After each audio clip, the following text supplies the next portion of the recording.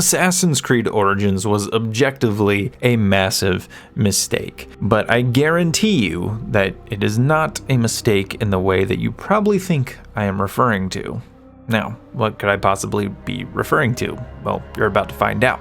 So without further ado, remember, if you do enjoy today's video, don't forget to leave it a nice, thick and juicy like as always. Of course, if you enjoy this kind of content, you want more like it, be sure to hit that big red sexy subscribe button right underneath the video. Also gotta thank my channel members. You guys help make these videos possible. If you want to join, get access to the exclusive perks that they get, be sure to check out that blue join button. Anyway, let's begin. So what is this massive mistake in Origins? What could it possibly be? Is it the characters? No, I think the characters, Bayek and Aya, are fantastic. I love their story together, and I think the overall story of Origins, while it could do a couple of things better at setting up some of the reasons the assassins believe certain things, I still think overall the story is really well done. And I do love, like I said, Bayek and Aya's characters. I adore them both individually and together. It's a really well done story. And even some of the side characters, a lot of the historical figures don't feel forced. They're just people of their era acting as they would, with their own motivations that suit who they are, both as figures as well as characters in a story. So if it's not the characters, is it the setting? Is ancient Egypt just not the right setting? You know, is it too open? No, it's really not that either. I think Egypt is a fantastic setting. I think there's tons of history to explore, and I think a lot of the ideas from ancient Egypt, the beauty of it, the majesty of it, the cultural way that you have these different ancient cultures converging in one place in 49 BCE, and it's just so fascinating of a place to explore, even if it wasn't during that specific era in Egyptian history, going way back to the Old Kingdom. I think there definitely should have been a game set there.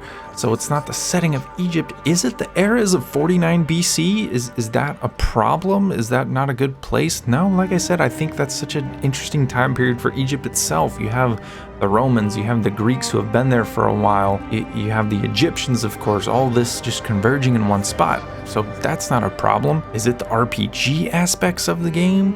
That's not what I'm talking about today. I'm not 100% a fan of them, but I think for this specific game, it does work fine. It still feels like an Assassin's Creed game. So then what else could it possibly be?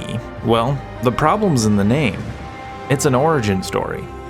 They might be thinking, what do you mean do you have a problem with origin stories? No, I don't have a problem with origin stories, but I do have a problem with a game franchise that explores historical civilizations and has these two factions that have been around since the dawn of mankind, seemingly, really not the dawn of mankind, but since the dawn of the Toba catastrophe, I guess you could say, has had these two factions going at it since then. So why is the origin story set during a time period that is only a little over 2,000 years ago, when modern human civilizations go back about 5,200 years? Why would we leave out about 3,000 years, just leave it out to dry, and most of it is irrelevant? Why? That's my main issue. So again, I know someone's gonna be like, didn't you just say the setting wasn't an issue, 49 BC? Listen, I think that's a great setting for a game, and I'll get more into what I would have preferred to see a little bit later. And yeah, that's kind of part of the issue. It's just, it shouldn't have been an origin story. So then what should Assassin's Creed have done, and what could they do from here on out, considering what's done is already done? So what could they do? Well, personally, what I think could be really cool, and I think would work really well without completely taking away a lot of the relevance that Origins has, is Bayek learned some things like the leap of faith from his own father, and Bayek is the last Magi. I think you could almost retcon that into even a little bit more relevance into the things that he learned. Maybe Bayek is someone who's carrying the torch from a previous iteration of the Hidden Ones or the Assassin Brotherhood, and he's bringing about this new order, almost rediscovering something that had existed before but had died out for whatever reason. And I think that could be something interesting to explore, given the amount of civilizations and empires that rose and fell, especially within Egypt, all the dynasties and whatnot that came about, especially by the time you get to Ptolemaic Egypt. It's really kind of insane how deep Egypt's history goes. But again, you could take it all the way back to Sumer and the Mesopotamian civilization, I think there could be some really interesting things back there if they do decide to explore that, and then you see how it spreads from the birth of human civilization across the ancient world. You know, getting ideas from Sumer to Egypt probably isn't all that crazy, especially considering the fact that Sumer had about a 200-year head start before you start to see the old kingdom of Egypt start to come about. So I think that could be something really cool. You could see something start in Mesopotamia. Maybe you have these two rival city-states, so the civilization there and their ideas are very similar in these two city-states, but they go about things in maybe very different ways. And you start to see these two factions in each city-state start to form their own kind of identity, maybe an order, if you will. And that way you can kind of see how, yes, their goals may be very similar, but they go about them very different ways. Sounds very similar to what? Tell me in the comments. Assassins and Templars, right? They both want peace, but they go about it different ways. I don't know.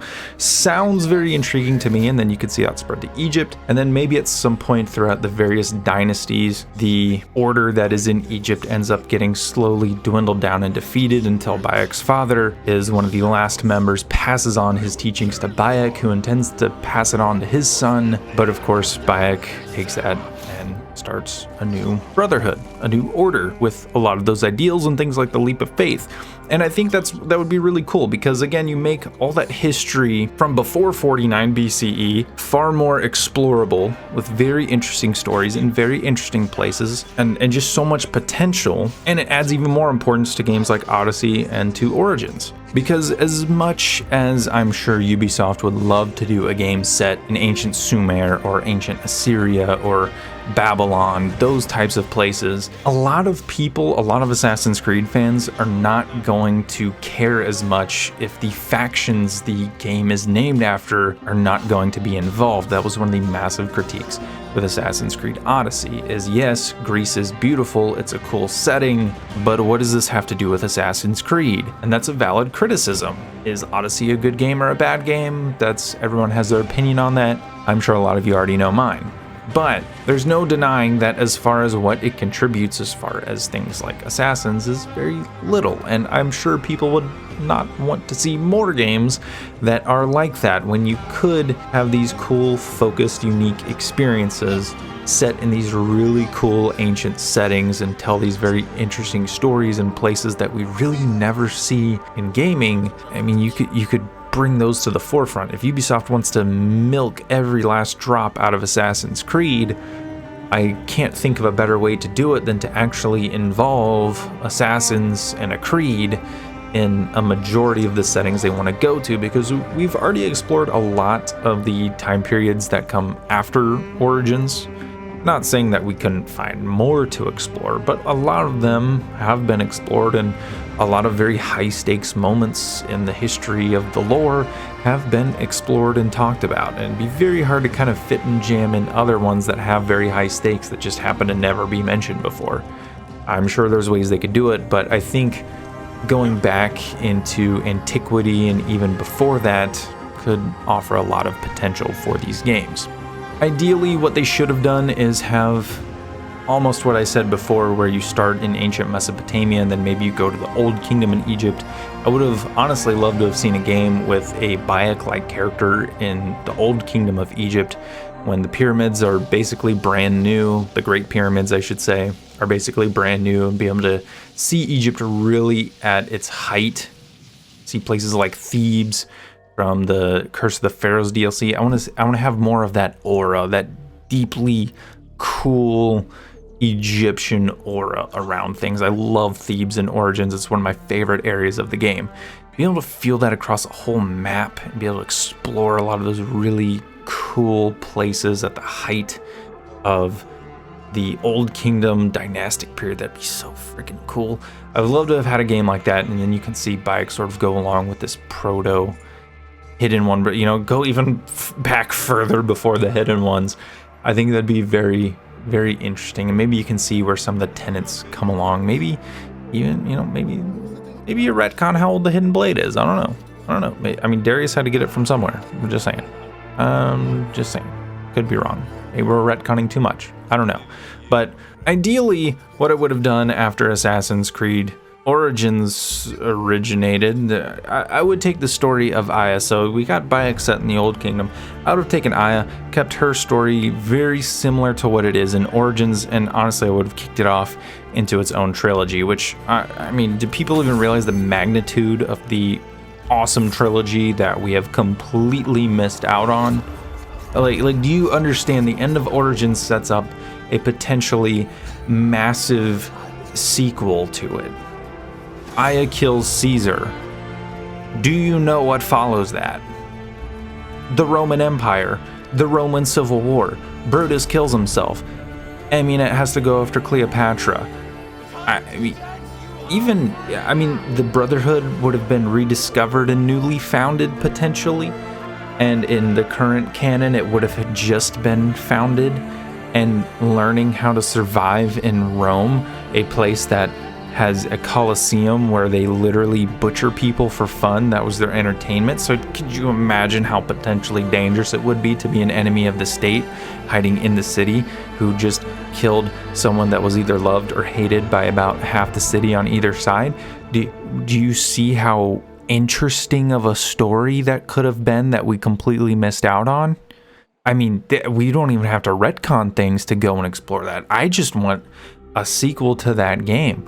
I want to follow those events, and we missed out on that completely, not to mention exploring ancient Rome, not Brotherhood Rome, ancient antiquity, height of the Roman Empire Rome would have been freaking awesome, and we didn't get that. Maybe one day, but not today. So anyway, let me know down below what you guys think of my idea for what Origins should have been. Let me know what you think of what the origins of the different orders and brotherhoods do. Let me know what you think of those things. Let's have a conversation down below. Was Origins truly a mistake? Let me know down below. Let's have a conversation, and I'll see you in the next video.